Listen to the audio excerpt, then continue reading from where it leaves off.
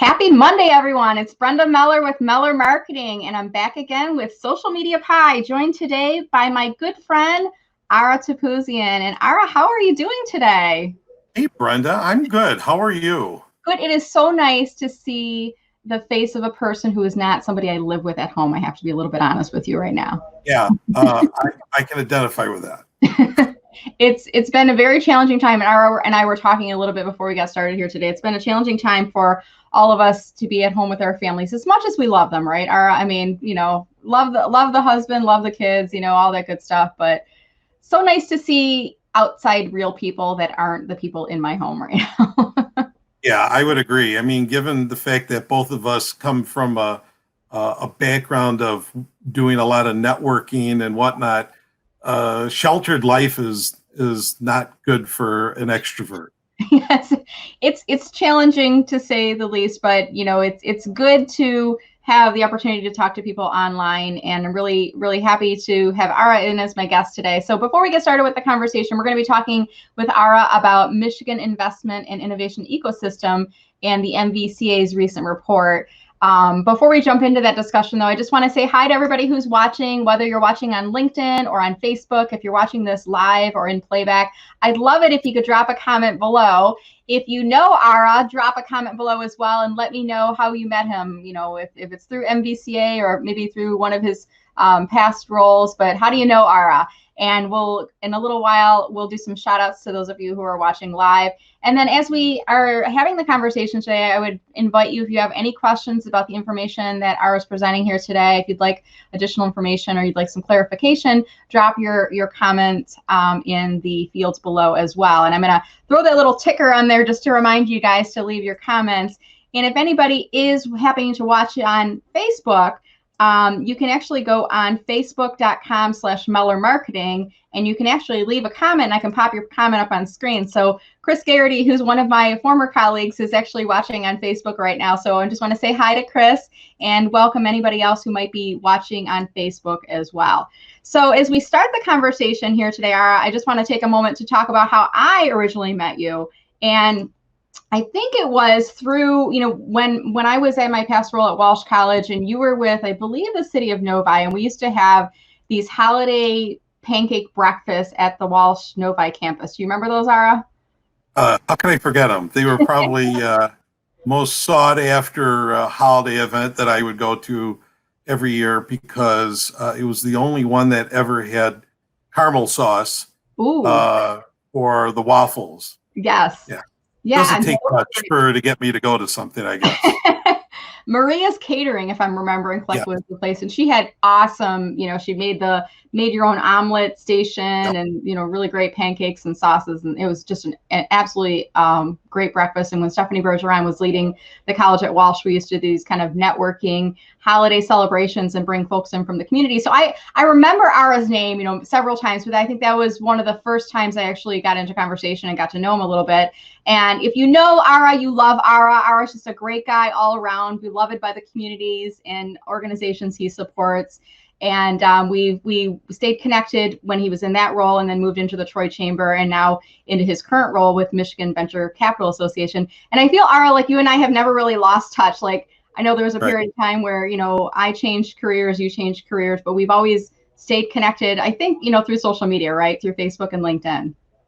Yeah, definitely. I mean, I've tried to keep, like you have, all the connections that we've built over the years, and you never know when paths are going to cross again, and so it's always good to do that. And you've been a good friend over the years too, and I think we hit it off pretty quick back in those days when I was in Novi. So I'm glad we're still doing this. So that's close to 10 years ago almost. I think that we probably met up. Yeah. Yeah, you're right. It's crazy. I mean, you think about 2020, it probably was around 2010 or so, but it's been 10 years. So let's jump into the conversation here today, Ara. And if you could, for the benefit of those that may be watching that are not familiar with MVCA, tell us a little bit about what the organization's all about, what you do, and then let's get started talking about this report. Yeah, sure. No, thanks. So Michigan Venture Capital Association is sort of a trade association that's been in existence for close to 20 years. what we do is we really advocate for the investment and innovation sort of ecosystem here in Michigan. So when people think of venture capital, I think they think of the coast region, right? They think of West Coast, Silicon Valley, they think of East Coast, they think of Wall Street, they think of Boston and whatnot. But there is an ecosystem here in the state of Michigan where we've got an abundant amount of startups and entrepreneurs that are developing, either whether it might be new technology or a product or even a service. And in many of those cases, they've been venture backed is how we'd like to call that. So both either from an angel investor, which is really sort of sometimes the first kind of financial investor that walks in the door for an entrepreneur, to maybe a little bit later on, a venture capital firm that comes in and sort of invests into the business. So we help advocate for all that. We like to sort of elevate the profile of venture capital here in Michigan. It's pretty important. They do some great work. They're risk takers. I mean, these are, like I said, sometimes the first people through the door to help entrepreneurs. And these entrepreneurs are, developing some marvelous things. Could be in the life science arena, healthcare, whatnot. It could be software development, IT development. That includes, even medical device, mobility. I mean, there's a lot. Michigan is a phenomenal state for entrepreneurship. And the investors know it. So we're not a flyover state like maybe we once were. And so that's kind of the short story of what we try to do. We do it in a lot of different ways. I mean, we try to do storytelling. So we talk about, the work that venture capital firms are doing, our members are doing in Michigan. We talk about some of their portfolio companies and the type of work that they're doing and the accomplishments that they're doing. And we convene like most other associations do with providing networking opportunities, some educational opportunities, and that sort of thing. So not really far off my bucket list of doing both, running a nonprofit association, then also really involving economic development. So it does fit in my wheelhouse of what I've been doing over the years, my entire career. Actually. So I'm actually learning a little bit more about your role as you're talking, because what I hear is this is like a membership organization, and I'm pulling up on the screen here and make it a little bit larger. But this is your primary audience is actually the angel investors, the venture capital firms, those organizations that are looking to fund this entrepreneurial community. Is that correct? Yeah, I mean, this is a perfect slide to look at on our website. I mean, you'll see that not only are there investors, but you'll see also economic development organizations. So this could be the MEDC, Michigan Economic Developers Association. It could be Ann Arbor Spark, both of which are very active with us. We're a statewide organization. So, I mean, there are EDOs, economic development organizations throughout the state, Lansing, certainly up north, west side of the state. So those encompass those organizations. Universities. So you can imagine probably the biggest university that turns out a lot of these great businesses is the University of Michigan. Yep, I was going to say only one, but one of the big ones, right? What's that? I said I was going to say one of the big ones, Michigan State or U of M, but yeah. No, Michigan State is big too. I mean, a lot of, Michigan State, MSU, they have what is called sort of a tech transfer office. So their teams actually help out with, the college professors that are developing new technologies or whatnot. So the university kind of helps support, some of that. Okay. The service provider is really what I kind of equate to like a mini chamber type of a thing, where we have a select group of businesses that work well in that community. And these could be attorneys, they could be CPA firms, they could be patent attorneys, they could be IT firms. We allow a real select number of those to participate, and they're big sponsors. They're very important to us. But there's a good sort of a mutual benefit for, really for the ecosystem. So that's what encompasses sort of the service providers, foundations and fund to funds. And, these are organizations that really help also support the investment community. Corporate venture firms could be like General Motors, Ford Motor Company, and so forth, Dow. They've all got sort of a venture arm to them. Most of the major auto companies have that. And then, like you've pointed out, sort of the angel groups and networks, which they're growing. Our latest report that we said we're going to talk about in a little bit really proves and shows how the angel community has really gone on the increase. But this is a good snapshot of the types of members that we have at MVCA.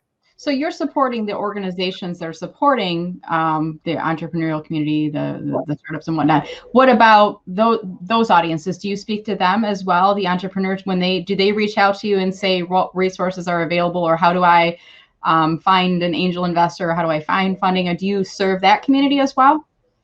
It's something that we're growing into a little bit more, and it's of interest to me to really have a more complete sort of ecosystem for MVCA, and that would certainly include a lot of these founders. There is a way on the website. You can actually view the landscape guide. I believe that's under the Navigate Michigan tab. You go to landscape guide. This is an excellent opportunity and resource that we provide entrepreneurs, budding entrepreneurs, folks that are just sort of starting up. This is a little bit of a combination of our membership directory as well as sort of a comprehensive list of all of those sort of resources that a startup can utilize. So what's nice about this guide is if you're looking for an angel investor and you do retail, you can actually look that up and see in the guide what angel investor does that, and what are they kind of looking for, the type of funding that they give. And so it's a nice guide to have, and we do that as well on a yearly basis. It's downloadable, as you can see here on the website, and we've got a thicker version that we print out every year. But this is a good tool that we offer entrepreneurs as well. All right, awesome. So let's jump into this discussion now. You've got a new report out right now. Why don't we talk a little bit about that? Yeah. So we've been doing this, I think now this is our 14th year where we have put together this research report. And we've utilized the talents of a company called ENTREPRENEURIAL. Emily, who is Emily Heinz, who's a founder over at ENTREPRENEURIAL. She's actually a former MVCA employee. She was the associate director there for a number of years, and kind of spun off into having her own business. And she does sort of research and data analysis and that type of thing. And so with her participation, we put together this report where we survey our members, really talk to them and get some real confidential information from them about kind of deal flow, fundraising capabilities, and some real, kind of in the weeds data that we then in turn put out this report and put out our findings. And so really the main point on this report to tell you is that last year was a very successful year for venture capital in Michigan. And the numbers, certainly don't lie. I mean, we've got 2.0 billion, that's with a B, of venture capital invested. And this was last year in over 70 different startups. Wow. And it's a number that's on the rise. And, if you click on that download tab, Brenda, you can actually, folks can kind of say, actually, you could stay right here too. You could see Okay. some of the sort of key findings, that we're kind of talking about. I Okay. mean, you'll see here that we've got 26 different venture capital firms here headquartered in Michigan. Some may say that's not a lot, and certainly we can't compare to the coastal regions, but this is a small but mighty group that has some real great investment. This also doesn't include, some of the investment that comes from out of state. So one of the numbers we talk about is sort of that ratio between the dollar spent here versus the dollar from out of state that goes into a startup. Mm-hmm. So I think last year it was for every dollar raised from a Michigan-based venture VC firm into a Michigan startup, it translated into close to $8 coming in from out of state. Okay. And this year, that difference is, for the dollar, it's actually $45. Wow. Okay. $45.71 to be exact.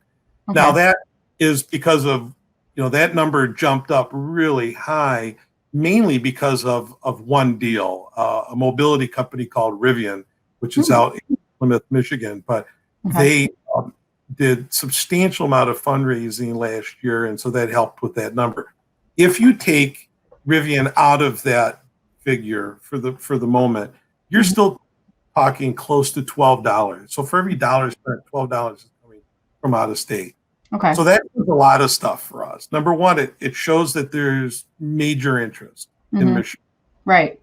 It also says there's not enough money within the state, for our VC firms. And again, fundraising is different here than it is in, let's say, Silicon Valley. But it's something that we help to try and again increase the profile of a lot of these VC firms, and we'll do that with the legislature too. Let them know what the importance is of VC activity. In some cases, they're taking the biggest risks along with the entrepreneurs that are really developing their company. I mean, they're doing that more so, before the banks are doing it. Right. So again, that's kind of an important number. I talked about the angel investors. That number has been a number that's been slowly increasing over the years. And in this last report, you'll see that it's like over 1,300 angel investors. And that's inclusive of individual investors and groups of angel groups. They actually equate to $73.6 million is what they've invested in over 100 different Michigan startups this last year. Total capital under management is over $4 billion. Wow. I mean, so these are pretty significant, figures. I think the question we get asked certainly quite a bit is what are investors looking for, and what are certainly what are the sectors that are probably most important here in the state. And so one of those graphs really kind of narrows that down, and I could talk about that for a second. Really, it's life science and it's IT development. Okay. And in the life science arena, it was about 69%, 70% of capital invested went to the life science arena. Okay. And then I would say probably, so then 20% of that was IT, and then it kind of goes down, from there. When you dissect that even more, I mean, you'll see that life science, talks about really sort of the healthcare and like I talked about earlier, the devices and all of what sort of goes into a lot of that. After life science and IT, it sort of drops down to, alternative energy, some manufacturing and consumer products and mobility. So I have a question. It's a great. This is kind of based on last year's activity, 2019. Yes. Okay. And when you and I first set up this interview, I think it was like right when life was changing, right? It was like I think things were normal-ish. I think the horizon was rumbling, but we were like, well, we're going to set up this interview, and then over the past month and a half, it's just really things have changed pretty dramatically, and there's been, I'm sure, some changes in what's happening right now with the venture capital firms that you're supporting, as well as I would imagine there's new startups and entrepreneurs that are now coming up with new ideas, and whether they're things related to the pandemic or research solutions or things like that. So, you know, what's been changing for you guys lately because of what's happening here in Michigan? Well, it's real interesting, Brenda. You know, this is really not the first crisis that VCs have experienced. I mean, when you talk about the dot-com bubble, 9/11, the recession, yeah, maybe this is probably, certainly it's just as bad. Maybe in some respects, it's even worse. But it's not the first time that investors have been been involved in crisis. Right. Sometimes what comes out of crisis is there is some good. Certainly that comes out of it. I mean, you've got investors that a lot of their portfolio companies are pivoting a little bit into, maybe, let's say it's a healthcare firm that was doing testing of some sort. Well, now could they be doing tested for COVID?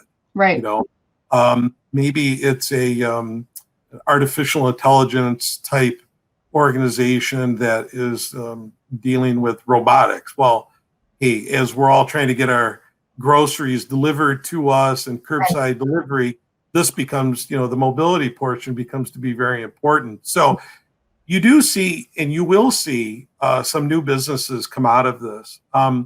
In talking to a lot of different VCs, which we've done over the course of this pandemic, we're finding that they're really just trying to help, you know, certainly give the expertise that they're known to give, helping their portfolio companies slow the burn, Right. Try to really kind of help them out, stay steady, you know, during this process. So I think a lot of them know what they're doing. A lot of these entrepreneurs certainly know what they're doing. The cash is there for the most part for some follow-up help, you know, for entrepreneurs. But I think a lot of them are really out of that triage state at this point. I mean, here we are a little over a month after COVID really became real to everybody. And I think if you're not out of triage state at this point, you never will be. So I think folks have pivoted to, okay, where are we going, you know, in the next couple of months? And it doesn't mean that deals won't be done or won't get done, but they certainly will probably slow down for a little bit. I mean, we were really revving up in 2020, even at the end of 2019, even national figures before our report even came out said it was going, you know, that it was a successful year. And certainly this will slow it down. And like anything else that you're hearing, it's going to depend on how long we're in this. Right. We're all hoping we came out of such a strong economy, and we're hoping this is kind of a hiccup, and we're going to be able to rebound, because I mean, what led us here is not an economic collapse. It's, you know, it's a virus that is causing us to make changes to our society to keep people healthy, but the underlying economy was strong coming in. Yeah. Oh, absolutely.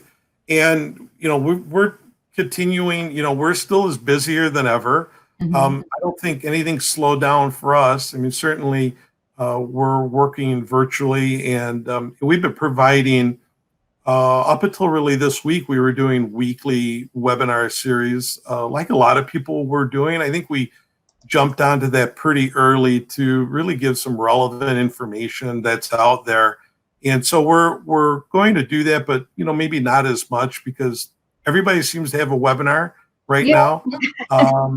It was like all of a sudden it was like there was hardly anything, and then it was like last week, and now I'm, you know, the rumbles I'm hearing is like people are like oversaturated with, I can't do one more Zoom call. And I kind of feel like, I mean, myself, I'm scheduling myself for as many as I can, because to keep up the networking and the visibility is key. I'm a big believer in you invest when the market's down, because when things rebound, you want to be the person that people think about and to be out there. So do you still have some upcoming events? And I'm on your event page right now, Ara. Could you tell us what you guys have?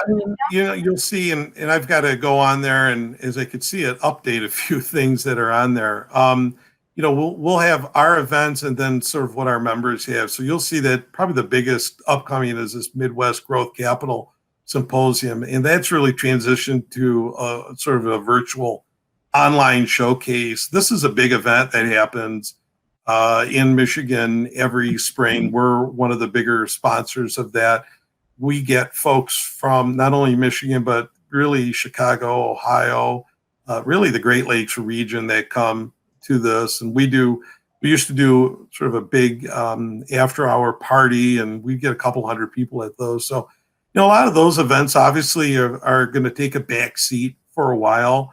Our big event that we do is in the fall. We do an annual awards dinner where pretty much everyone in the ecosystem attends. We get close to 400 people, and it's an award ceremony and great networking. And we're to do that November 10th at the Henry Ford in Dearborn. But we're always on that wait and see.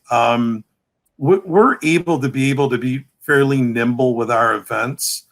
And so we're watching like everybody else is doing. We've got one in the works that we're planning for August up in Traverse City, but we're waiting to see how that goes. But like you said, we still have to stay relevant. We still have to provide benefits to our members, and we're still able to do that. I mean, we're pushing out member information all the time.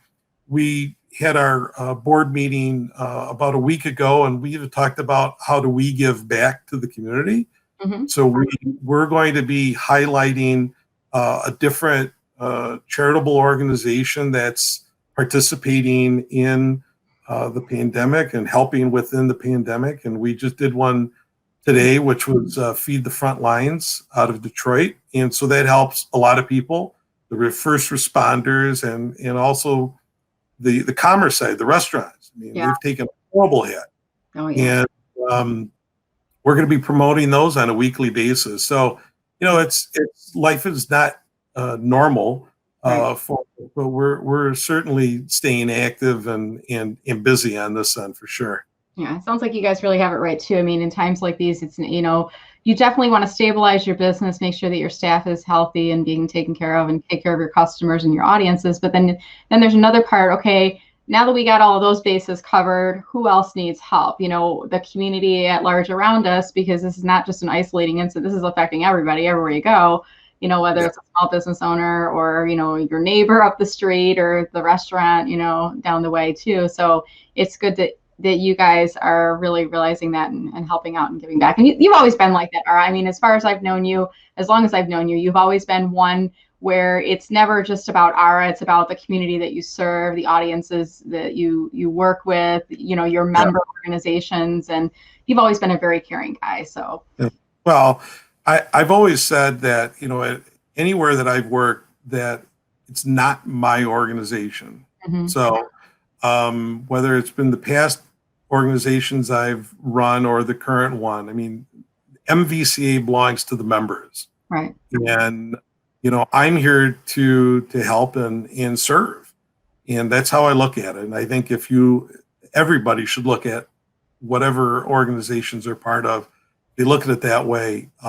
It really helps out. It gives you some really clear focus. Yeah. The other thing I want to add too, Brenda, and I appreciate the comment, but I would also add that, folks need to be thinking about post-pandemic. Yeah. And they really need to start planning for when we come out of this. Yeah. Because we will come out of this. Hopefully it's sooner than later for all of our sanities and our family sanities, right? But we'll come out of this. And I truly do think that folks have got to get beyond the stage of, oh my God, what am I going to do? Right. To, planning for later in the summer or planning in the fall. And if you're a business, you should start thinking about your fall and winter plans now, probably. And if you're a nonprofit, which you and I both work with a lot of them, they need to be planning those effectively with the ability to pivot on a sort of a dime's notice. It's all a bit of a question mark right now. I mean, we have the best of hopes and intentions, but then there's also this discussion of, well, what if it doesn't work and we need to go, kind of hunker down back at home? Well, we're all going to go out and buy the toilet paper and paper towels first, so we don't run out. But then, the good thing is, and I've heard so many discussions about this topic of, before COVID, businesses were so worried about the work from home culture. will my employees really be working? Are they going to take advantage of the system? And then they went into okay, now we need to work from home if we are going to survive. So, to your point, you kind of got your braces there. Now you've got your business going. And now we need to think about, the immediate, right after we come out of COVID, what does that return to work plan look like? But then let's not forget, we've got the fall and the winter after. Let's start planning ahead. And it's almost like we kind of feel like a brick wall has been put in front of us with this pandemic, but we need to be thinking about the future. I really like that comment. Yeah, I mean, and we've been on sort of these weekly legislative calls even, and so we're hearing from folks that work for the state of Michigan. We're all on that same path.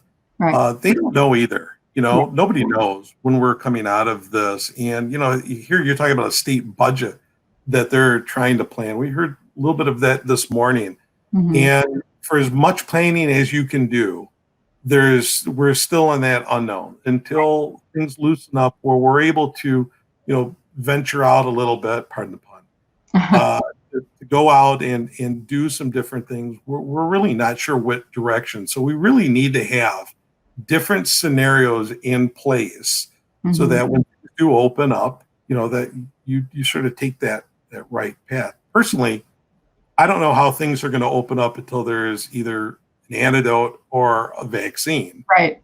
Fully kind of open up. But I mean, life is going to change as far as networking kind of events and so forth. So that's why you got to have a lot of different scenarios ready to go. And Ara, you're a hugger. So when I see you at an event, I mean, we go, in the beginning we handshook, but you're a hugger, and my husband and I were talking the other day and he's like, I don't know if I'm ever going to shake anybody's hand at a networking event ever again. And I'm like, yeah. I remember that reminds me a little bit of like once upon a time, I had a friend who said something like, could you imagine if the big businesses of the world never existed? And I'm like, no, I can't ever imagine that ever happening. And, but there's a lot of smaller businesses that sprouted up and some of the big businesses have failed. And it's the same thing. Like, I can't imagine networking and not making human contact with a handshake or a hug to people that I know. Not everybody, I don't hug everybody, but I wanted to make sure we clarify that. I don't hug everybody. No, you don't. So, I mean, Ara and I feel like we've been friends over many years and we've been trusted connections with each other. And no, you're a very appropriate networker. Right. And but the concept of, will we handshake? Are we going to go back to, the elbow bump or the fist knock or the curtsy or, it's going to be, I think we were in a bit of disbelief going into this process coming in, and then we were all of a sudden in the middle of it and scared. And now we're feeling kind of safe and cocooned in our homes, but there's going to be a point in time where we have to go venture out. And can you imagine that first event, what it's going to be like? Are people going to be wearing masks? And are we going to be, I mean, it's a professional etiquette thing to do, to go up when you greet somebody, to shake their hand and to stay within 6 feet, but now will that change? It's all, a bit unknown at this point. Well, networking is kind of a contact sport, there's that old Seinfeld episode where Elaine's boss sneezed into his hand and then wouldn't shake, the hand of this other individual, and that other individual is insulted by it. Funny how 30 years later, this is what's going to be happening. I mean, there are going to be some new norms. I will guarantee you that I probably won't be curtsying any. No, you could pull that. I don't curtsy well. I bend over, I may not be able to get back up. But the fist bump and that started, and it's kind of funny. It started in the circle that I'm in now, probably about a month before this all really hit.